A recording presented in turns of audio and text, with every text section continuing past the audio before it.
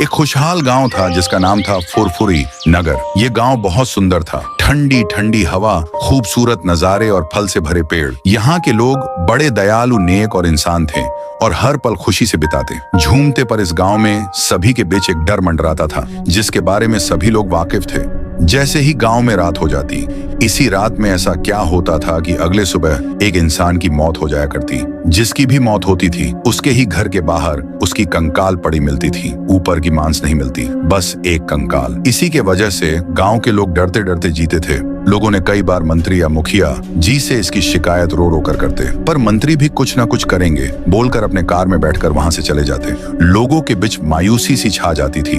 वह मंत्री के सिवा किसी को मौतों के बारे में बता नहीं सकते थे। एक दिन लोग शिकायत करने के लिए रायस्टार के पास आते हैं। उसे भी रात में होने वाली मौतों के बारे में बताते हैं। सरपंच रायस्टार को बताता है, रायस्टार आप ही एक हमारी आखिरी आशा हो। इस मौत से हमारे फुरफुरी नगर का नाम मिट्टी में मिल रहा है। आप ही कुछ कर सकते हो, तुम एक हीरो हो। ये सुनने के बाद रायस्टार को भी एहसास होता है वो कुछ भी करके इन मौतों का पर्दाफाश करना चाहता था। फिर एक रात रायस्टार लोगों को कौन मार रहा है ते देखने के लिए गांव के चारों ओर फिरने लगा, हर गली चौराहा।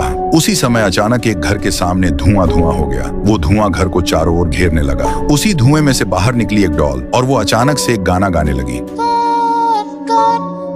कौन खेलेगा, कौन जीतेगा। उस गाने की वजह से घर से एक गांव का आदमी बाहर आके रुक गया। उसने जब डॉल का गाना सुना तो उसके आंख काले हो गए, कान में से खून। फिर वो वहीं पर हंसते हुए मर गया।